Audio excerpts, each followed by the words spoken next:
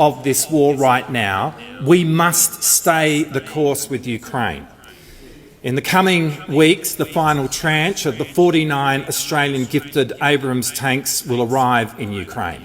During the course of this year, more than 200 Australian personnel have been involved in the deployment of our E-7 Wedgetail and the training of the Ukrainian armed forces. And since the beginning of this conflict, we have provided $1.5 billion of support to Ukraine, and I can announce that very shortly we will be announcing our next package of support for Ukraine. Because what is at stake here is the global rules-based order. And there are not many orders, there is one. And it is as relevant to us here in the Indo-Pacific as it is to those who are in Eastern Europe. Now, over the course of the last 4 years, the people of Ukraine have been absolutely inspirational. And the Albanese Labor government and the Australian people will stand by their side for as long as it takes. Wow, two things strike me as shocking with that. One is they're giving away our military equipment when we need to be able to protect ourselves. And two, we're no longer Australia anymore, we're part of the Indo-Pacific region. Did you understand that? He's blatantly said it. And when you look at the Wedgetail plane that they've given out, it is, where is it? Let's find a picture of one, because they're a beautiful plane and we need to know what we're giving away. So what have we given away? Come on. Okay, here it is. As you can see, it is part of the Royal Australian Air Force. And how many do we have? Well, we have 6. Okay. Operate 6. We don't have 6 anymore, we only have 5 now because we've given one to Ukraine, which is really, really embarrassing and quite shocking because this is a surveillance plane, okay? As you can see here, it's an early warning and control platform providing advanced airspace battle management and can cover 4 million square miles, okay? So it has a huge overreach. It's a big plane by Boeing, and I think that's really, really embarrassing that we're actually giving part of our military equipment. And how much do they cost? Let's see, how much do they cost? There are all the things it says about it, how wonderful it is. It's so wonderful that we don't get to play with it. And how much do they cost?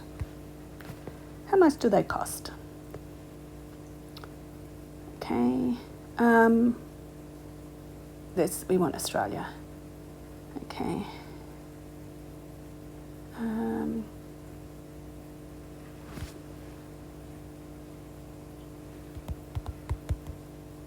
Australia price. Okay, how much are they? Oh, they're just giving us the bloody UK numbers again. Well, as you can see, they're an awful lot of money, okay? They're a lot of money because they are very necessary for protection of your country and of your environment, okay? But the scary thing is, when I looked into this, Mr. Miles is telling porky pies.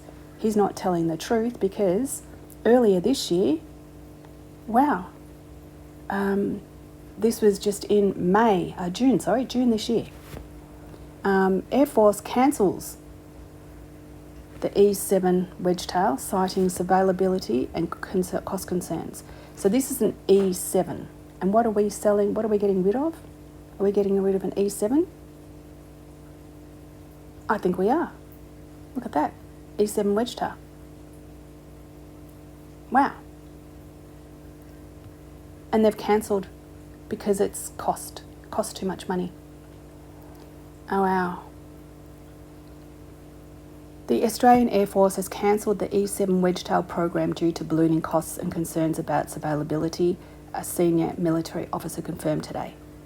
So he's saying that we've gifted one of these planes to Ukraine out of the kindness of our hearts and our generosity and our care and concern for the Ukrainian people.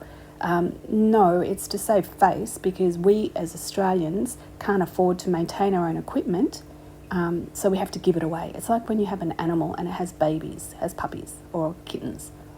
Even though you love them, you know you can't give them the best life that they need. And you can't afford to feed them, give them medical health treatments. You can't afford to give them a good quality of life. So you donate them, or you give them to people that can give them better quality of life. Is that what the Australian government's doing with these planes? Because we need them here, but we've given them away because we can't afford to look after them. It says it right here. We cannot afford to look after them. Has cancelled due to ballooning costs, because we're broke. Australia's broke. We are so fucking stupid here in this country. We are so, excuse my language, we're so fucking naive and stupid.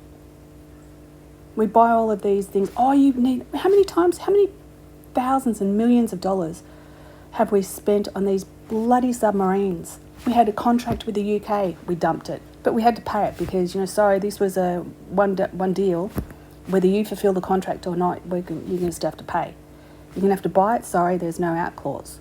Then we did it with France, oh, sorry, there's no out clause. So we've got all these substandard contracts that were never ever going to be fulfilled, that we bailed out of, that we still have to pay. And we've got no submarines. And now we've got no planes because we can't afford to look after them. Is that what's going to happen to all of our military stuff? We started off giving Ukraine the Bushmasters, remember that? The famous Australian Bushmaster, which is made for the bush. It's not made for fucking Eastern Europe. No wonder they were being decimated over there. They're designed for the bush, not for snow, okay? This government, this military government that we have here, they are so stupid. Honestly, I've never seen such a bunch of idiots. They're morons. And now they're giving away all of this. It's very, very, very, very bad. Very, very, very, very bad. And this is, what have we got in here? House GOP appropriates mass defence spending bill, defeating Dems measures on Air Force One on Ukraine. Well, at least America's standing up for themselves. Trump, whether you like him or not, you don't have to deal with him. But he's got balls and he stands up for his country. He's a businessman at the end of the day. He knows how to make money and keep money. He may not be the nicest person or the most decent human being, but he's got balls of steel and he stands up for what he believes in, which I wish our government would stand up for us, but they don't. They dislike us very, very much, and they don't like that we don't like them. And it's becoming more and more obvious every day.